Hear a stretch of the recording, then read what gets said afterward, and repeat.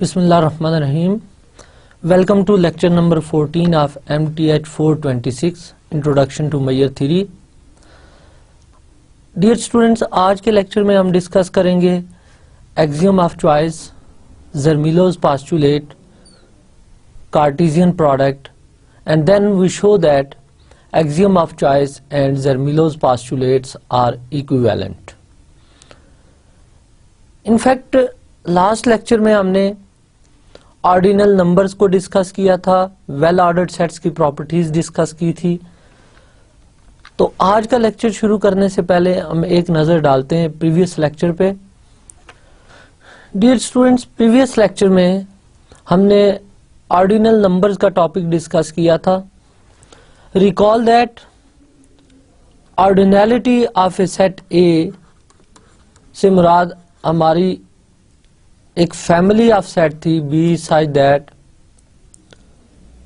B is similar to A. अब ordinal number दो types के हमने देखे थे कि अगर सेट फाइनाइट होता है और वो एक ऑर्डर्ड सेट है तो उसके कार्डिनल नंबर को उसका ऑर्डिनल नंबर कहते हैं। तो इसे हमने फाइनाइट ऑर्डिनल का नाम दिया था और बाकी जितने भी इनफाइनाइट सेट थे उनकी ऑर्डिनलिटी को ट्रांसफाइनाइट ऑर्डिनल कहा था। रिकॉल दैट कार्डिनल नंबर और ऑर्डिनल नंबर में बेसिक डिफरेंस ये था कि कार्डिनल नंबर हम डिफाइन करते हैं ऑर्डिनरी सेट का size and cardinal number are generalisation of ordinary numbers. Basically ये स्पेशल टाइप के नंबर्स हैं जिसमें आप देखा था कि ऑर्डिनरी नंबर सम प्रॉपर्टीज ऐसी होती हैं जिनको सेटिस्फाई करते हैं बट कार्डिनल नंबर उन प्रॉपर्टीज को सेटिस्फाई नहीं करते।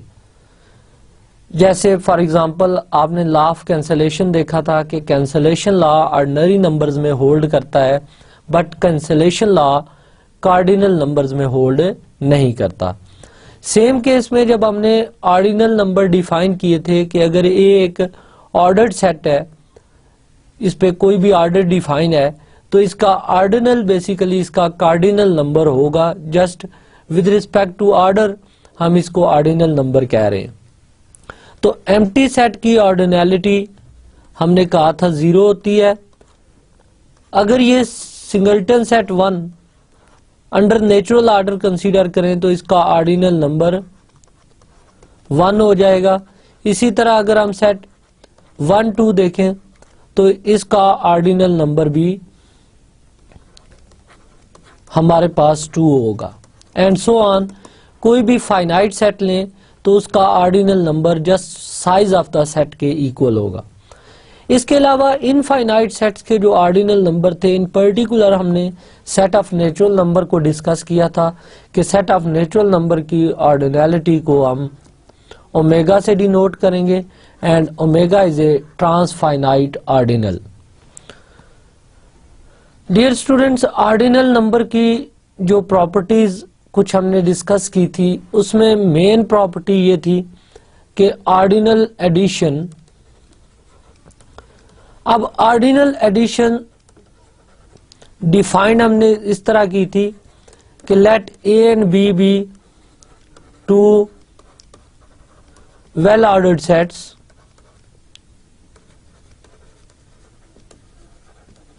such that A intersection B is equal to phi.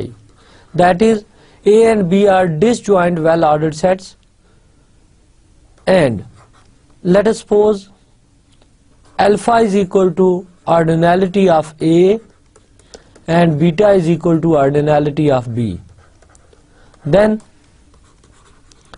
alpha plus beta ordinality थी A यूनियन B सेट्स की।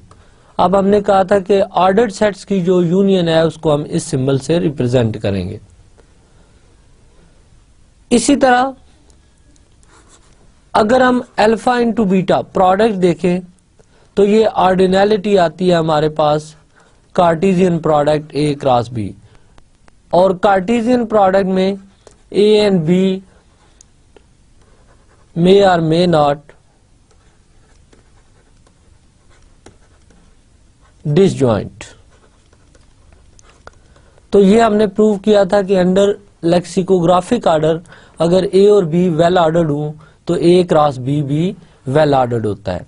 अब इसकी जब हमने एग्जांपल्स देखी थी तो first example A set for example आप 1 2 3 4 ले लें अंडर नेचुरल ऑर्डर और बी सेट ले लें से 10 11 अंडर नेचुरल ऑर्डर, तो ऑर्डिनैलिटी ऑफ ए से लैम्डा ये 4 के इक्वल है और ऑर्डिनैलिटी ऑफ बी 2 है। तो यहाँ इनकी ऑर्डर्ड यूनियन लें ए यूनियन बी तो ये सेट बन जाएगा 1 2 3 4 10 एंड 11। तो ordinality of A union B set check करें तो ये हमारे पास आ जाएगी 6 which is lambda plus say ordinality of B is mu, so this is equal to lambda plus mu. और इसी तरह अगर आप कार्टेशियन प्रोडक्ट लें ए और बी का तो इस केस में ordinality of A cross B equal आ जाएगी लैम्डा इंटू म्यू के इक्वल। डियर स्टूडेंट्स, हमने देखा था कि जो ऑर्डिनल नंबर्स होते हैं ये कुछ ऐसी प्रॉपर्टीज जो ऑर्डिनरी सेट्स में होल्ड करती हैं वो ऑर्डिनल नंबर्स के लिए होल्ड नहीं करती। For example ordinary addition commutative है बट हमने देखा था कि ऑर्डिनल एडिशन नॉन कम्यूटेटिव है। तो ये फर्स्ट इंपॉर्टेंट रिजल्ट हमने डिस्कस किया था लास्ट लेक्चर में कि ordinal addition is non commutative.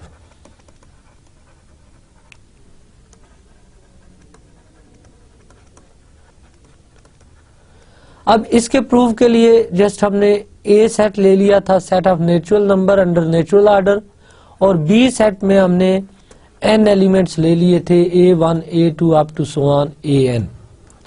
Then हमने शो किया था कि a की ऑर्डिनैलिटी क्योंकि a नेचुरल नंबर है तो इसकी ऑर्डिनैलिटी ओमेगा होगी, तो हमने प्रूव किया था n plus omega is not equal to omega plus n। तो प्रूफ इज क्वाइट सिंपल। हमने पहले a क्रॉस b फाइंड किया था देन b क्रॉस a, तो हमने देखा था कि a क्रॉस b अगर हम फाइंड करें और उसके एक इनिशियल सेगमेंट एक एलिमेंट से s ऑफ 1b एलिमेंट का इनिशियल सेगमेंट फाइंड करें तो वो इक्विवेलेंट बल्कि आप कह सकते हैं कि similar to set of natural number आता है। सो हमने प्रूव किया था कि n plus omega is less than omega. इसी तरह हमने b क्रॉस a से एक रिजल्ट फॉलो किया था और शो किया था कि n plus omega is not equal to omega plus n। In fact इसी तरह दूसरे पॉइंट में हमने शो किया था कि ऑर्डिनल मल्टीप्लिकेशन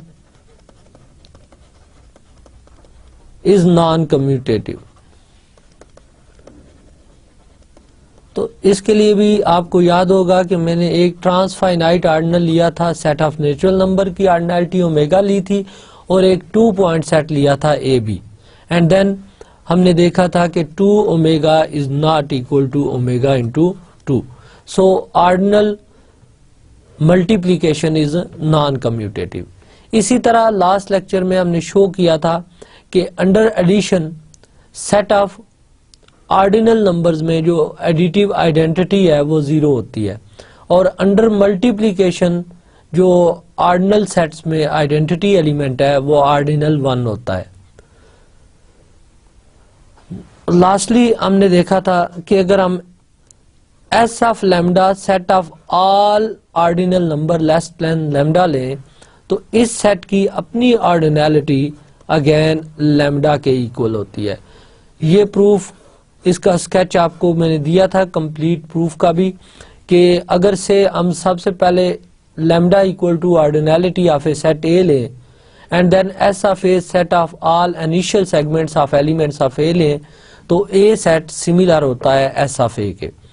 अब ए की ऑर्डिनैलिटी लैम्डा है तो सिमिलर सेट्स के ऑर्डिनल नंबर सेम होते हैं, so S of A set का ऑर्डिनल नंबर भी लैम्डा होगा।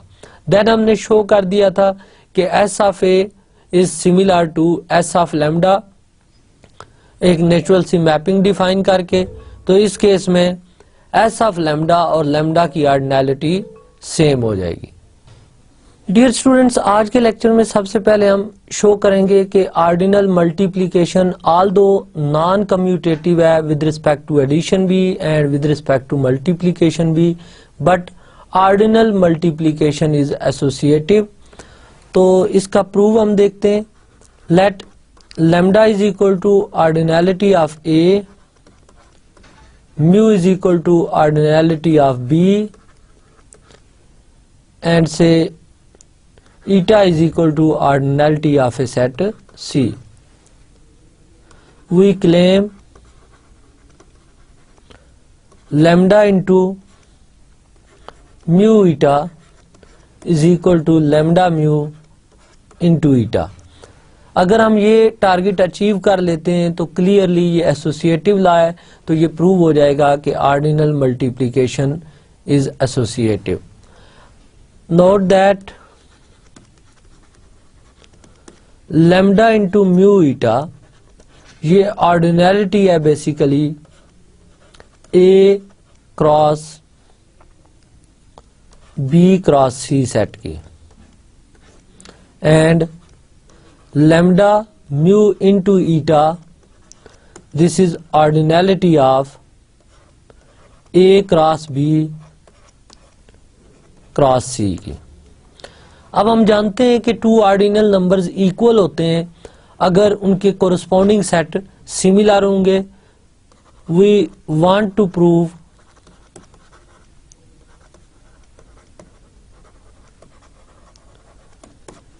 ए cross B cross C is similar to A cross B cross C.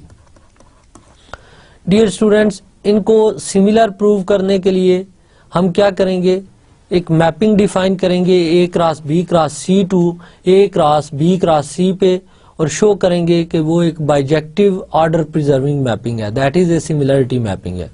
So define f from A cross B cross C to A cross B cross C by f of A B C is equal to A into BC. First we show that this mapping is bijective.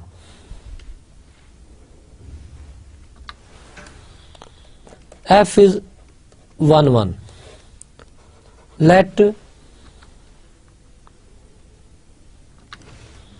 F of A1 B1 C1 equal to f of a2 b2 c2।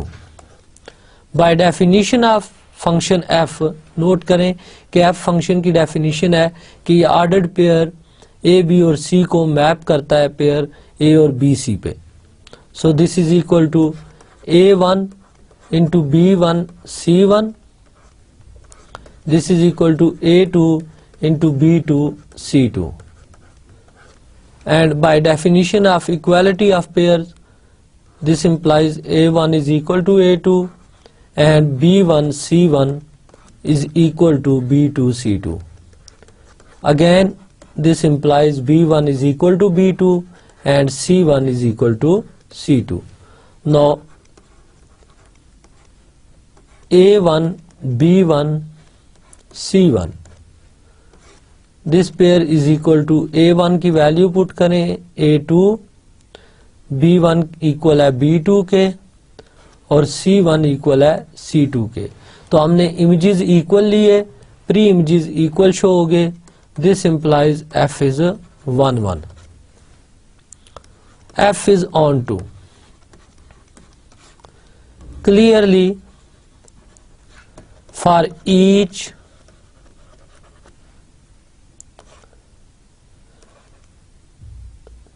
A2 A B C belongs to A cross B cross C, there exists an element A, B, C under F, this implies F is on to. Therefore, F is bijective. तो इस mapping को हमने bijective show कर दिया। अब just हमने show ये करना है कि ये मैपिंग आर्डर भी प्रिजर्व करती है। अगर ये मैपिंग आर्डर भी प्रिजर्व करेगी तो ये एक सिमिलरिटी मैपिंग बन जाएगी। So next we show F preserves order. अब आर्डर प्रिजर्विंग शो करने के लिए रिकॉल दैट आर्डर प्रिजर्विंग का क्राइटेरिया क्या होता था कि जो रिलेशन हम डोमेन के एलिमेंट में लें, that is in domain if A precedes B, तो इमेजेस में एफ ऑफ ए प्रीसीड करना चाहिए एफ ऑफ बी को। सो हम लेट कर लेते हैं कि डोमेन के element A1, B1, C1 preceded कर रहा है A2, B2, C2 को। So let A1, B1, C1 precedes A2, B2, C2. This implies C1 precedes C2. And if C1 is equal to C2, then A1, B1 precedes A2, B2. तो ये दो option है कि या C1 C2 को preceded करेगा, और अगर C1 C2 को प्रीसीड नहीं करता बल्कि C1 C2 के इक्वल हो जाता है तो A1 B1 प्रीसीड करे A2 B2 को। अब इस केस में हमने F को ऑर्डर प्रिजर्विंग शो करना है। If C1 is equal to C2, हम इस केस को लेकर चलते हैं।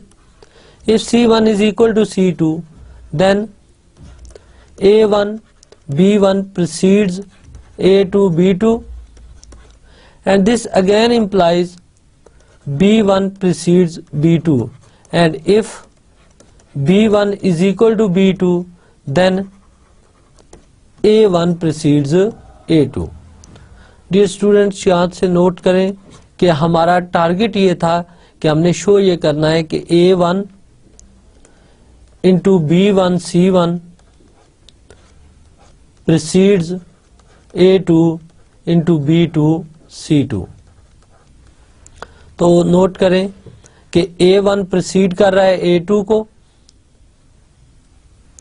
तो हम यहां से फिर इसके केसेस में डिवाइड करेंगे कि अगर C1 C2 के इक्वल हो तो फिर B1 प्रीसीड करेगा B2 को, और अगर B1 B2 को प्रोसीड करता है तो वेल एंड गुड, अगर नहीं करता और B1 B2 के इक्वल होता है तो फिर A1 proceeds A2, and this implies A1 B1 C1 proceeds A2 B2 C2।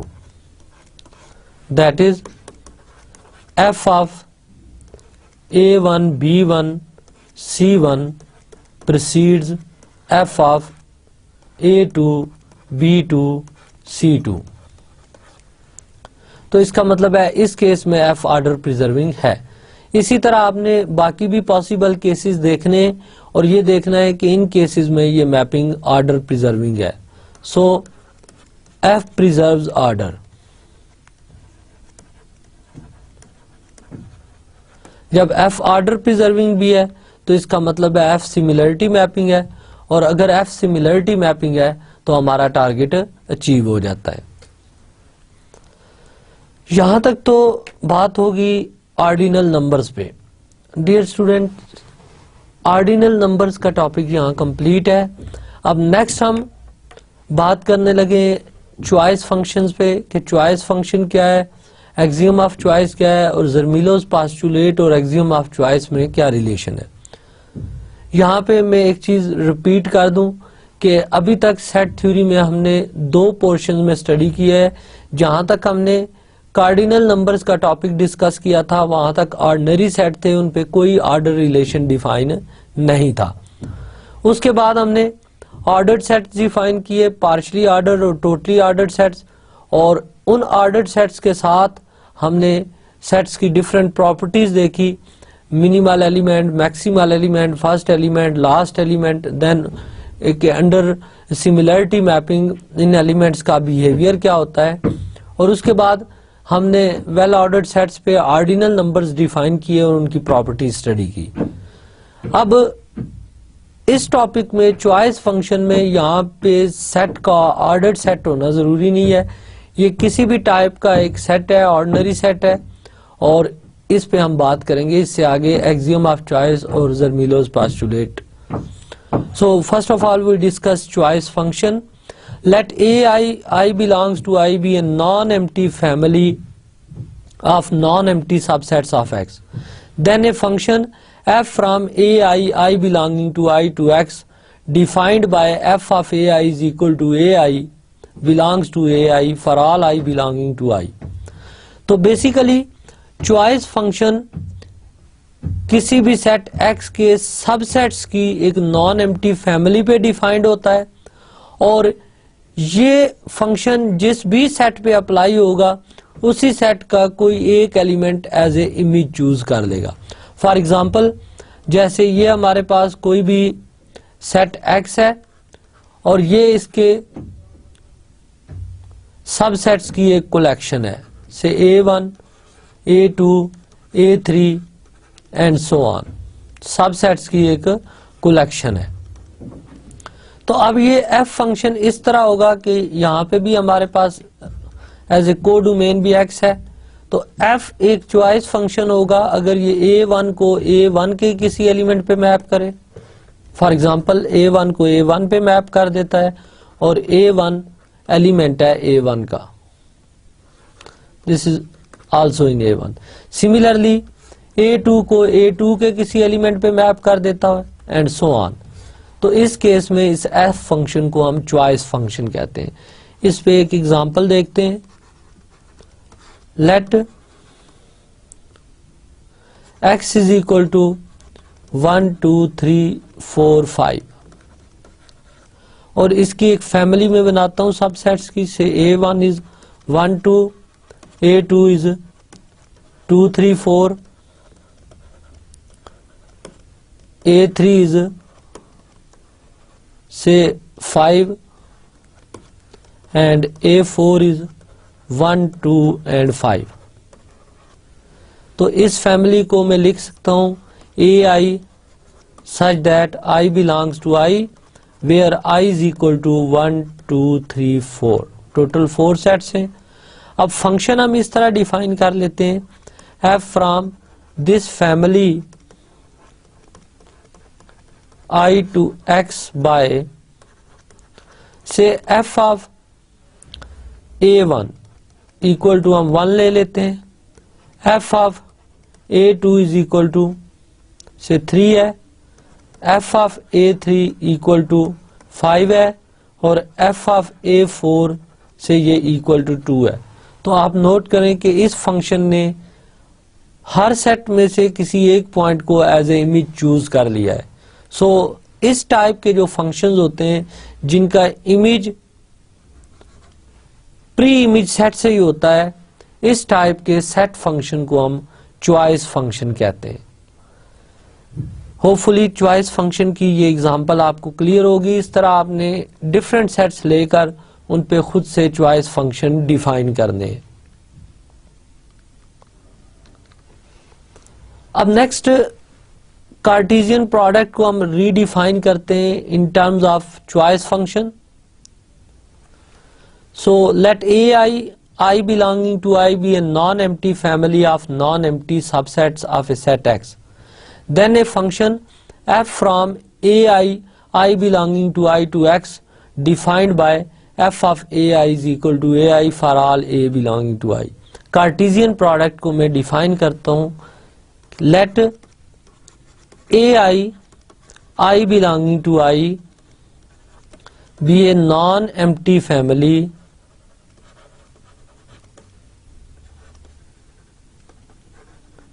of non-empty sets. Then Cartesian product of this family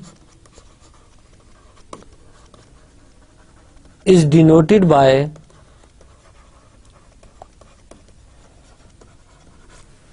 pi of ai, I belonging to I, and defined as the set of all choice functions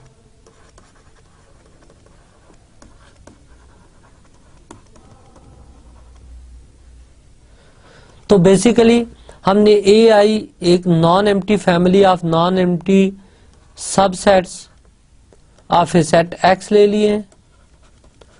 तो then हमने कहा कि Cartesian product of this family को हम पाई of ए आई से denote करते हैं। पाई stands for product, और इसकी डेफिनेशन ये होती है कि ये set of all choice functions होता है।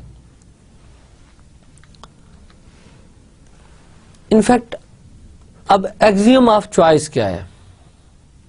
एक्सियम ऑफ चॉइस ये है कि Cartesian product of non empty family of non empty set is non empty, और there exist a choice function for any non empty family of non empty sets. Basically हम जानते हैं कि अगर सारे सेट्स नॉन एम्प्टी हों तो उनका कार्टेशियन प्रोडक्ट भी नॉन एम्प्टी होता है। फॉर एग्जांपल, मैंने जब कार्टेशियन प्रोडक्ट का टॉपिक पढ़ाया था तो मैंने बताया था कि a cross b is equal to 5 if a is equal to 5 और b इज इक्वल टू 5। तो दोनों में से कोई एक सेट जब तक एम्प्टी सेट नहीं होता, कार्टेशियन प्रोडक्ट भी एम्प्टी नहीं होगा। तो ये एक्सियम ऑफ चॉइस जो है ये बेसिकली इसी फैक्ट को एक्सप्लेन करता है कि Cartesian product of non empty family of non empty sets is non empty. और इसकी इक्विवेलेंट स्टेटमेंट है there exist a choice function for any non empty family of non empty sets. यानी कोई भी मैं non empty family of non empty sets लूं तो उस पे हम ऑलवेज एक चॉइस फंक्शन डिफाइन कर सकते हैं। फॉर एग्जांपल से A1 हम ले लेते हैं 1 2 3, A2 ले लेते हैं से 3 4, और A3 ले लेते हैं से 5। और यहाँ पे जो इन तीनों का यूनिवर्सल सेट है मैं 1 2 3 4 5 ले लेता हूँ। तो क्लियरली ये एक non empty family of non empty sets है। A1 A2 A3 is a non-empty family of non-empty sets।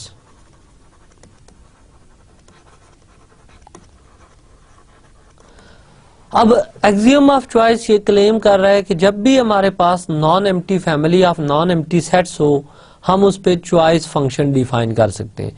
तो हम देखते हैं कि क्या हम आई बिलोंगिंग टू आई वेयर यहाँ पे इंडेक्सियन सेट जो है ये 1 2 3 है, क्या हम इस फैमिली से एक्स पे कोई एक चॉइस फंक्शन डिफाइन कर सकते हैं या नहीं कर सकते? तो आप नोट करें कि अगर एफ फंक्शन में मैं A1 सेट को 1 पे मैप कर लूं, से A2 सेट को 4 पे मैप कर लूं और A3 सेट को 5 पे मैप कर लूं तो ये एक चॉइस फंक्शन बन जाता है। तो हम non empty family of non empty sets पे ऑलवेज चॉइस फंक्शन डिफाइन कर सकते हैं। यहाँ पे ये जरूरी नहीं है कि मैंने एफ ऑफ A1 1 लिया है तो आप भी एफ ऑफ A1 1 ही लें। आप एफ ऑफ A1 2 भी ले सकते हैं, 3 भी ले सकते हैं। जस्ट A1 सेट का कोई ना कोई एलिमेंट लेना है। तो फिर ये इसी तरह A2 में को भी आप A2 के किसी एक एलिमेंट पे मैप कर दें एंड A3 को भी। तो इस वे में जो भी फंक्शन कंस्ट्रक्ट होगा वो एक चॉइस फंक्शन होगा। सो डियर स्टूडेंट्स, नेक्स्ट हम एक्सियम ऑफ चॉइस के बाद देखते हैं Zermelo's postulate. Let I belonging to I be a non empty family of non empty disjoint sets, then there exist a subset B of union ai such that the intersection of b and each ai contain exactly one element। Statement जरा दोबारा गौर से देखिएगा कि A I belonging to I एक non empty family है non empty disjoint sets की। तो then there exist a subset B of union I A I such that the intersection of B and each A I contain exactly one element. तो ये theorem हमें ये बताता है कि फॉर एग्जांपल कोई भी सेट एक्स है, हम एक non empty family of non empty sets ले लेते हैं, से A1 A2 A3। तो इस केस में हमें इन तीनों की यूनियन का एक सबसेट मिलेगा सच दैट कि ये सबसेट हर एक सेट से एक एलिमेंट कंटेन करेगा, यानी इस बी सेट में और यूनियन आई ए आई में एग्जैक्टली वन एलिमेंट कॉमन होगा।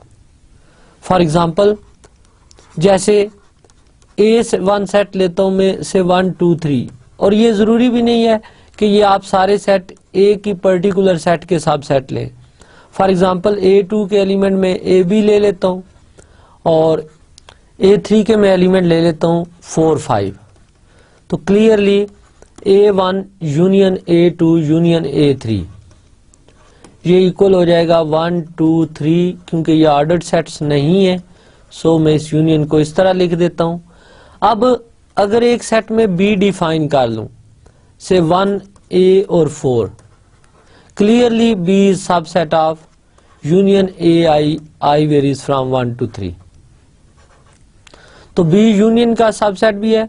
आल्सो बी इंटरसेक्शन A1 देखें तो इसमें कॉमन एलिमेंट 1 है, बी इंटरसेक्शन A2 नोट करें तो कॉमन एलिमेंट A है, और बी इंटरसेक्शन A3 में कॉमन एलिमेंट 4 है। तो आपने देखा कि यूनियन का एक सबसेट B मिल गया कि B के हमने किसी भी एक AI के साथ इंटरसेक्शन लें तो इंटरसेक्शन में एग्जैक्टली वन एलिमेंट कॉमन होता है। डियर स्टूडेंट नोट करें कि ये एक्सियम ऑफ चॉइस की जो स्टेटमेंट थी ये थी कि कोई भी हम non empty family of non empty sets लें और इसमें सेट्स का डिसजॉइंट होना कतई जरूरी नहीं, तो इस केस में इनका कार्टेशियन प्रोडक्ट नॉन एम्प्टी होगा। या इसी वे को हमने एक और अंदाज में देखा कि कार्टेशियन प्रोडक्ट बेसिकली क्या होता है कि हमारे पास जब भी Cartesian product of non empty set non empty हो तो ये स्टेटमेंट इक्विवेलेंट हो जाती है कि there exist a choice function for any non empty family of non empty sets. अब और जर्मीलोज पोस्टुलेट्स में सेट्स का डिसजॉइंट होना जरूरी है कि जब भी आपको एक डिसजॉइंट फैमिली ऑफ सेट्स दी जाए तो आप ऑलवेज यूनियन का एक सबसेट फाइंड कर सकते हैं जिसमें हर एक AI से एग्जैक्टली वन एलिमेंट होगा। नेक्स्ट थ्योरम में हम शो करेंगे कि axiom of choice is equivalent to Zermelo's postulate, that is axiom of choice and Zermelo's postulate are equivalent.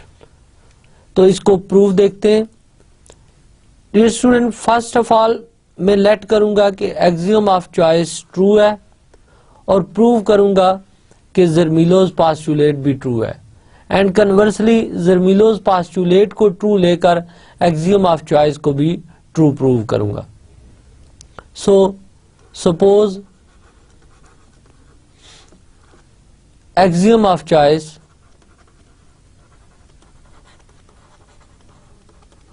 is true.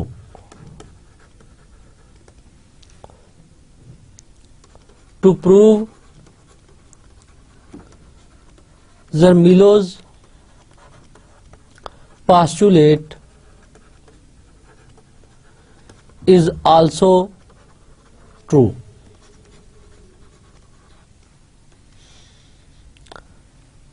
Dear students Zermelo's postulate को true prove करने के लिए note करें कि जर्मीलोज पोस्टुलेट में सबसे पहले आपने एक family of non empty disjoint sets लेनी है। So let I belonging to I be a non empty family of disjoints non empty sets.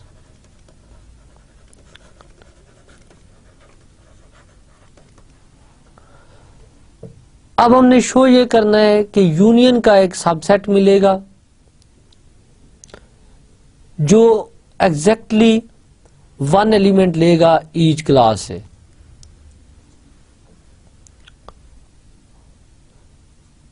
As axiom of choice is true, so there exists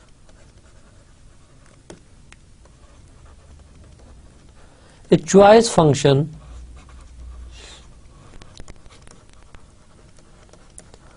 f from this family to x, where X is the universal set containing all these sets.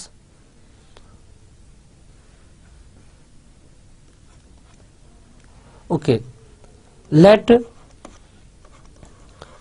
B is equal to f of AI such that I belonging to I.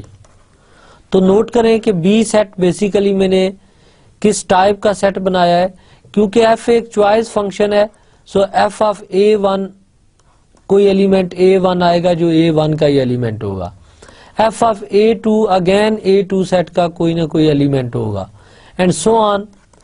तो अब basically B set में मैंने इस तरह के सारे element रख लिए हैं जो इमेजेस आ रहे हैं।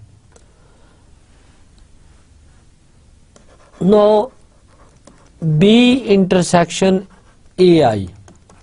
अब चेक करते हैं कि B और AI में कॉमन एलिमेंट कितने हैं। क्योंकि सारे सेट्स जो हमने लिए हैं वो डिसजॉइंट्स लिए, तो डिसजॉइंट होने की वजह से अब A1 एलिमेंट A2 सेट से बिलोंग नहीं कर सकता, A2 एलिमेंट इसी तरह A1 सेट से बिलोंग नहीं कर सकता। तो इस फैमिली में हर सेट से एग्जैक्टली वन एलिमेंट कॉमन है। Now B intersection AI common exactly एक एलिमेंट होगा f of AI। This implies B contains exactly one element from each set.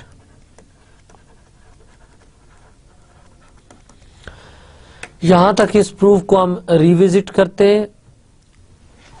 Target हमारा ये था कि हमने एक्सियम ऑफ चॉइस को इक्विवेलेंट शो करना है ज़र्मीलोस पोस्टुलेट के। तो हमने सपोज कर लिया कि एक्सियम ऑफ चॉइस ट्रू है।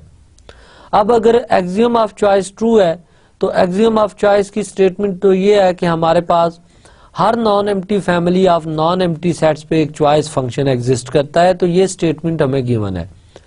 हमने ज़र्मीलोस पोस्टुलेट को ट्रू प्रूव करना है। तो ज़र्मीलोस पोस्टुलेट के लिए हमें एक non empty family of disjoint non empty sets लेनी पड़ेगी और फिर उस फैमिली का एक सबसेट ढूंढना पड़ेगा जो यूनियन का सबसेट हो और हर क्लास से एग्जैक्टली वन एलिमेंट वो कंटेन करे। सो इसके लिए मैंने एक non empty family of non empty sets ली कि let AI belonging to I be a non-empty family of disjoint non-empty sets। अब as axiom of choice true है तो इसका मतलब है एक चॉइस फंक्शन एग्जिस्ट करेगा इस फैमिली से इसके यूनिवर्सल सेट X पे। तो लेट B मैंने इमेजेस का सेट बना लिया। अब जैसे A1 सेट का इमेज मैंने A1 रखा है, A2 सेट का इमेज A2, तो हर सेट में से एक point as a image choose कर लिया। क्योंकि ये सारे sets A1 A2 up to so on ये सारे सेट्स डिसजॉइंट्स हैं, तो डिसजॉइंट होने की वजह से इनमें कॉमन एलिमेंट कोई नहीं आएगा। इट मींस इस B सेट में हर सेट से एग्जैक्टली वन एलिमेंट कॉमन है। अब इसका कन्वर्स देखते हैं। कन्वर्सली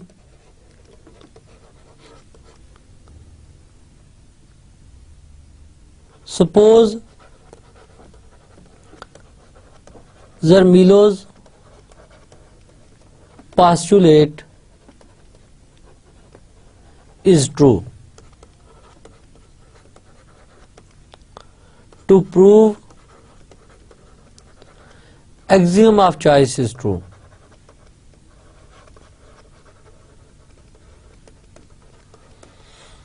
अब axiom of choice को true prove करने के लिए हम एक family of subsets of A set X लेंगे और उस पर एक चॉइस फंक्शन ढूंढेंगे. Let A I belonging to I be a non empty family of non empty sets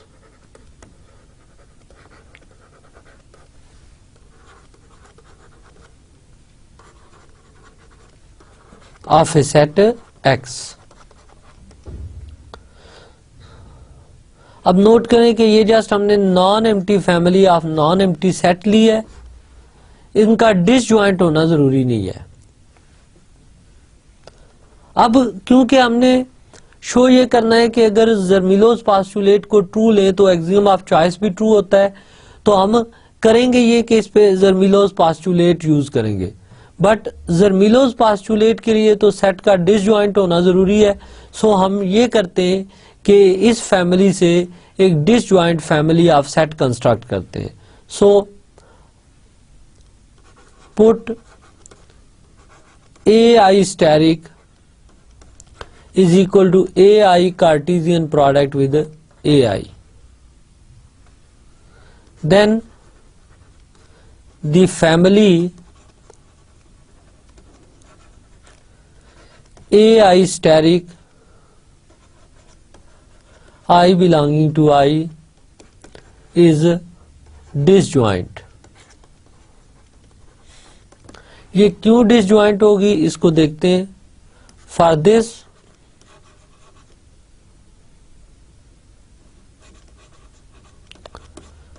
we have to prove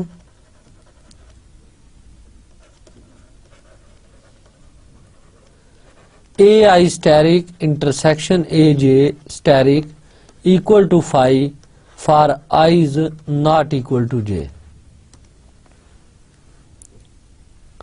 Suppose AI steric intersection AJ steric is not equal to phi. Assume कर लिया कि ये intersection non empty है. This implies there exists X belonging to AI steric intersection AJ steric. जाहिर है sets की intersection non empty है तो कोई ना कोई एलिमेंट कॉमन होगा. हमने सपोज कर लिया कि X कॉमन है. And this implies X belongs to AI steric and X belongs to AJ steric, and this implies X is equal to AI and X is equal to AJ, because क्योंकि AI steric हमारे पास है AI cross I के Cartesian product है. तो अब note करें कि अगर से AI के एलिमेंट में ले लेता हूँ AI1, AI2, AI3 up to so on इस टाइप के, तो AI क्रॉस I के एलिमेंट ऑर्डर्ड पेयर होंगे. AI1 ordered pair with I, AI2 ordered pair with I and so on. तो यानी जो भी AI के एलिमेंट होंगे उनका कार्टेशियन प्रोडक्ट विद होगा I. तो अब क्योंकि X AI स्टेरिक का एलिमेंट है तो X की शेप ये होगी, ऑर्डर्ड पेयर फॉर्म में होगा, और X AJ स्टेरिक का भी एलिमेंट है तो X की शेप ये होगी. वेयर AI बिलोंग कर रहा है AI से एंड AJ बिलोंग कर रहा है AJ से. अब नोट करें कि X इक्वल है X के, so this implies AI is equal to AJJ and this implies I equal to J and AI is equal to AJ. अब नोट करें कि हमने लेट किया था कि I is not equal to J, यानी डिफरेंट सेट्स की intersection always phi होगी. तो यहां से I इक्वल टू J आ गया. ये एक कंट्राडिक्शन आ गई, which is a contradiction. So AI steric I belonging to I is a disjoint family of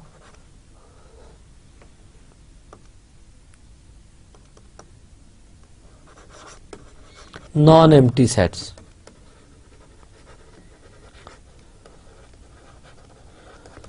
अब ये डिसजॉइंट क्यों है ये फैमिली? क्योंकि हमने प्रूव किया कि A I asterisk intersection A j asterisk phi के इक्वल है। और ये नॉन एम्प्टी कैसे है? क्योंकि ए आई स्टैरिक डिफाइन हुआ है ए आई कार्टेशियन प्रोडक्ट विद आई से, और ए आई फैमिली नॉन एम्प्टी है, तो A I set non empty होने की वजह से ए आई स्टैरिक नॉन एम्प्टी होगा। तो ए आई स्टैरिक जब सारे ही सेट नॉन एम्प्टी हैं तो ये non empty family of non empty set है।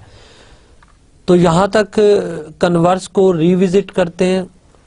डियर स्टूडेंट्स, हमने पहले सपोज किया कि एक्सियम ऑफ चॉइस को ट्रू लिया तो हमने जर्मीलोस पास्टुलेट को ट्रू प्रूव कर दिया। अब कन्वर्स में हम जर्मीलोस पास्टुलेट को ट्रू लेंगे और एक्सियम ऑफ चॉइस को ट्रू प्रूव करेंगे। इसके लिए एक्सियम ऑफ चॉइस के लिए हमें एक non empty family of non empty subsets of a certain set X चाहिए। तो let A I belonging to I be a non empty family of non empty subsets of A set X ले लिया। अब problem ये था कि हमने जर्मीलोस postulate use करना है, तो जर्मीलोस पास्टुलेट को यूज करने के लिए मुझे एक ऐसी फैमिली ऑफ सेट चाहिए जो नॉन एम्प्टी हो। तो इस फैमिली से मैंने एक non empty family of set generate करनी है। तो इसके लिए हमने ए आई स्टैरिक एक न्यू सेट डिफाइन किया, ए आई कार्टेशियन प्रोडक्ट विद आई। तो इस तरह हर सेट जो ए आई फैमिली में था उसके कोरस्पॉन्डिंग इस न्यू फैमिली में एक सेट मिल जाएगा ए आई स्टैरिक। अब हमारा क्लेम ये है कि ये सारे सेट्स डिसजॉइंट होंगे। अब इन्हें डिसजॉइंट प्रूव करने के लिए हम ये प्रूव करेंगे कि for two different elements A I asterisk and A j asterisk, A I asterisk intersection A j asterisk is equal to phi for i is not equal to j. हमने suppose कर लिया कि ये intersection non empty है, क्योंकि जहां पे भी ऑलमोस्ट मैथमेटिक्स में आपको इंटरसेक्शन नॉन एम्प्टी शो करना होगा, एम्प्टी शो करना होगा, तो आप उसको नॉन एम्प्टी लेकर चलते हैं। सो हमने सपोज कर लिया कि A I asterisk intersection A j asterisk is not equal to phi. अगर इंटरसेक्शन नॉन एम्प्टी है तो डेफिनेटली कॉमन एलिमेंट होगा, तो हमने सपोज कर लिया कि x is a common element. अब x ए आई स्टैरिक में भी है और x ए जे स्टैरिक में भी है। अब x अगर ए आई स्टैरिक में है तो x की शेप क्या होगी? ये ए आई कॉमा आई के इक्वल होगा। और इसी तरह x अगर ए जे स्टैरिक में है तो x इक्वल होगा A j with j. This implies, इन दोनों को इक्वेट करें तो A i order pair equal to A j pair के। सो यहां से by definition of equality of pair first element first के इक्वल, सेकंड के equal. So i is equal to j and A i is equal to A j. अब यहां पे क्योंकि I equal to जे आ गया है तो ये कंट्राडिक्शन है, क्योंकि हमने i is not equal to j लिया था। So this family is a disjoint family of non-empty subsets. Okay, अब ये डिसजॉइंट फैमिली है नॉन एम्प्टी सेट्स की, तो by definition of by Zermelo's postulate एक सबसेट बी एग्जिस्ट करेगा जो यूनियन ए आई स्टैरिक का सबसेट होगा और हर एक सेट्स के साथ एग्जैक्टली वन एलिमेंट कॉमन होगा। So by Zermelo's postulate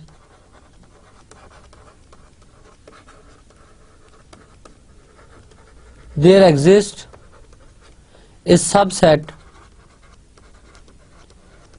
B of union I AI steric such that B intersection AI steric contain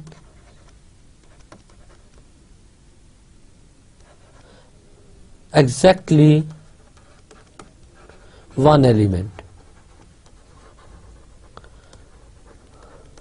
late B intersection A I asterisk में जो common element है वो ए आई आई है। अब ये कॉमन एलिमेंट मैंने ordered pair form में क्यों लिया है, क्योंकि ए आई स्टैरिक के जो एलिमेंट है वो ऑर्डर्ड पेयर फॉर्म में। So B intersection A I asterisk में भी जो कॉमन एलिमेंट आएगा वो एक ऑर्डर्ड पेयर की फॉर्म में आएगा। और इस ऑर्डर्ड पेयर में ये ए आई एलिमेंट किस सेट से होगा, ए आई सेट से होगा, क्योंकि जब ये ए आई एलिमेंट ए आई सेट से होगा तभी हमारे पास ए आई आई पेयर जो है ये ए आई क्रॉस आई से बिलोंग करेगा, जो इनफैक्ट ए आई स्टैरिक है। तो यहाँ पे ए आई आई में जो कॉमन एलिमेंट मिला हमें वो ये वाला एलिमेंट है। अब नोट करें कि हम शो करना चाह रहे थे कि ज़र्मीलोस पास्टुलेट इक्विवेलेंट है एक्सियम ऑफ चॉइस के, यानी अगर मैं ज़र्मीलोस पास्टुलेट को ट्रू लेता हूं तो एक्सियम ऑफ चॉइस भी ट्रू हो जाता है। So we can define f from I belonging to I to x by f of ai is equal to ai। और यहाँ पे ये नोट करें कि ये ai का एलिमेंट है। This implies f is a choice function। तो आपने देखा कि अगर हम एक्सियम ऑफ चॉइस को ट्रू लें तो ज़र्मीलोस पास्टुलेट ट्रू हो जाता है। इसी तरह अगर ज़र्मीलोस पास्टुलेट को ट्रू लें तो एक्सियम ऑफ चॉइस ट्रू हो जाता है। डियर स्टूडेंट, इसके बाद नेक्स्ट हम डेफिनेशन देखते हैं वेल ऑर्डर्ड सेट की। रिकॉल करें कि वेल ऑर्डर्ड सेट ऐसा सेट था जिसके हर सबसेट में फर्स्ट एलिमेंट हो। तो वेल ऑर्डरिंग थ्योरम ये इनफैक्ट ये कहता है कि every set can be well ordered, यानी कोई भी सेट हो उसे वेल ऑर्डर्ड सेट बनाया जा सकता है। तो ये एंड पे पॉइंट बताने का मकसद ये था कि ये आल्दो हमने आज का लेक्चर जो है ये मोस्टली ऑर्डिनरी सेट्स पे डिस्कस किया है, बट वेल ऑर्डरिंग थ्योरम के मुताबिक हर सेट को हम वेल ऑर्डर्ड सेट बना सकते हैं। सो इन पर्टिकुलर अगर आप एक ऑर्डिनरी सेट को एक वेल ऑर्डर्ड सेट बना लेते हैं तो ये प्रॉपर्टी उस वेल ऑर्डर्ड सेट्स के लिए भी ट्रू होगी। डियर स्टूडेंट्स, यहाँ तक हमारा सेट थ्योरी का टॉपिक कंप्लीट होता है। जस्ट हम एक क्विक सा रिव्यू लेते हैं जो कुछ हमने इस कोर्स में अभी तक पढ़ा है, यानी सेट थ्योरी का जितना भी पोर्शन पढ़ा है उसका एक क्विक सा रिव्यू लेते हैं। होपफुली एट द एंड अगर हमारे पास कुछ टाइम ऐसा बचा तो हम एक डिटेल्ड रिव्यू देंगे कंप्लीट कोर्स का। तो सेट थ्योरी के टॉपिक में हमने मेनली सेट्स को डिस्कस किया और सेट्स को टू पोर्शंस में डिस्कस किया। सबसे पहले हमने बात की ऑर्डिनरी सेट्स पे। ऑर्डिनरी सेट्स पे जो बेसिक सेट थ्योरी है, बेबी सेट थ्योरी थी, उसको मैंने आपको बताया जो आप एलिमेंट्री क्लासेस में पढ़ के आए। फॉर एग्जांपल सेट क्या होता है कि सेट एक हमारे पास collection of well defined distinct objects है। यूजुअली बाज राइटर सेट्स के एलिमेंट पे डिस्टिंक्ट की कंडीशन नहीं लगाते, बट मेनली हम जो डेफिनेशन फॉलो कर रहे हैं उसमें हमने collection of well defined distinct objects लिया। उसके बाद सेट को जब डिफाइन किया तो सेट्स पे मैंने बताया कि सेट को रिप्रेजेंट करने के लिए आपके पास सेट बिल्डर फॉर्म है, टेबुलर फॉर्म है और इसी तरह डिस्क्रिप्टिव फॉर्म है। सेट्स को आप डिफरेंट वे से डिस्क्राइब कर सकते हैं। ठीक, अब क्योंकि इसकी जरूरत इसलिए पेश आई क्योंकि हमारे पास अगर सेट ऑफ रैशनल नंबर देखें तो सेट ऑफ रैशनल नंबर की आपके पास टेबुलर फॉर्म नहीं आएगी, इसलिए आप इसको सेट बिल्डर फॉर्म में डिफाइन कर लेंगे। देन थ्योरी ऑफ सेट्स पे हम जो सेट्स ऑफ नंबर्स देखते हैं, उसमें सबसे पहले सेट ऑफ नेचुरल नंबर है, then set of rational number, set of integer, set of irrational, set of real, set of complex. ये वो सेट्स हैं जिनके एलिमेंट्स नॉन है और ये सारे इनफाइनाइट सेट्स हैं। बिकॉज मैंने आपको स्टार्ट में बताया था कि इस कोर्स में हमारा मेनली फोकस रहेगा इनफाइनाइट सेट्स की प्रॉपर्टीज पे। तो वहां पे हमने देखा कि वो सेट जो है हमारे पास इनफाइनाइट सेट्स हैं। फिर हमने सेट्स पे डिफरेंट ऑपरेशंस डिफाइन किए, जैसे यूनियन का ऑपरेशन, इंटरसेक्शन है, कंप्लीमेंट है, डिफरेंस ऑफ ए सेट है, और इन सारे ऑपरेशंस की प्रॉपर्टीज देखी और इंपॉर्टेंस समझी। उसके बाद हमने साइज ऑफ ए सेट पे बात की, यानी कार्डिनैलिटी ऑफ ए सेट को डिफाइन किया।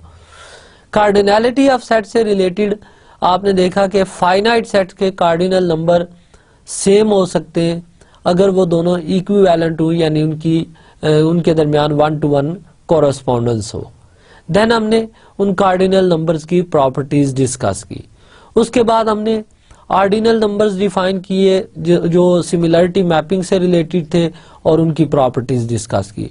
और आज के लेक्चर में हमने ऑर्डिनल नंबर्स को देखा कि ऑर्डिनल नंबर एसोसिएटिव लॉ को सेटिस्फाई करते हैं। उसके लिए प्रूफ के लिए मैंने जस्ट हिंट दिया है, वो प्रूफ आपने खुद कंप्लीट करना है कि A cross B cross C को सिमिलर शो करना है A cross B cross C। Quite simple proof, एक केस मैंने कर दिया है, बाकी आपने उसको खुद देखना है। देन हमने फिर other than order ordinary sets लेकर एक्सियम ऑफ चॉइस को डिफाइन किया कि चॉइस फंक्शन क्या होता है, जो एक फैमिली ऑफ सबसेट्स पे डिफाइंड है और किसी सेट का एलिमेंट ही एज ए इमेज चूज कर ले तो उसको हम चॉइस फंक्शन कहेंगे। फिर हमने एक्सियम ऑफ चॉइस डिफाइन किया, जिसकी स्टेटमेंट बेसिकली ये थी कि Cartesian product of non empty set is non empty. और कार्टेशियन प्रोडक्ट को हमने रीडिफाइन किया कि Cartesian product basically set of all choice function होती है इफ फैमिली नॉन एम्प्टी हो। एंड पे हमने जर्मीलोस पोस्टुलेट देखा।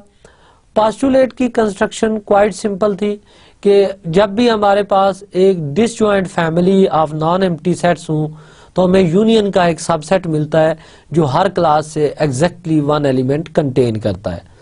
अब हमने क्लेम किया कि एक्सियम ऑफ चॉइस और जर्मीलोस पोस्टुलेट इक्विवेलेंट है।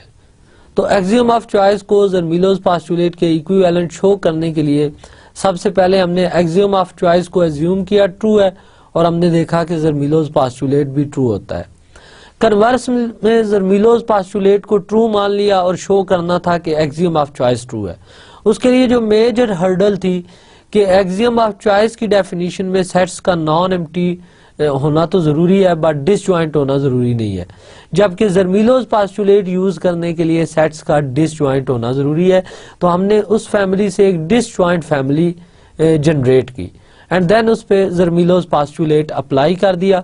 तो हमने देखा जब जर्मीलोस पोस्टुलेट को हमने ट्रू लिया तो B इंटरसेक्शन AI स्टेरिक में एग्जैक्टली 1 एलिमेंट कॉमन आया, और वही जो एलिमेंट कॉमन आया उससे हमने एक चॉइस फंक्शन डिफाइन कर लिया।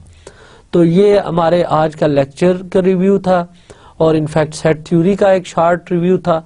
Dear students, hopefully next lecture से हम मेयर थ्योरी के लिए कुछ बेसिक्स जो हमें चाहिए, फॉर एग्जांपल रियल के टूल या टोपोलॉजी के टूल्स, उनको डिस्कस करेंगे।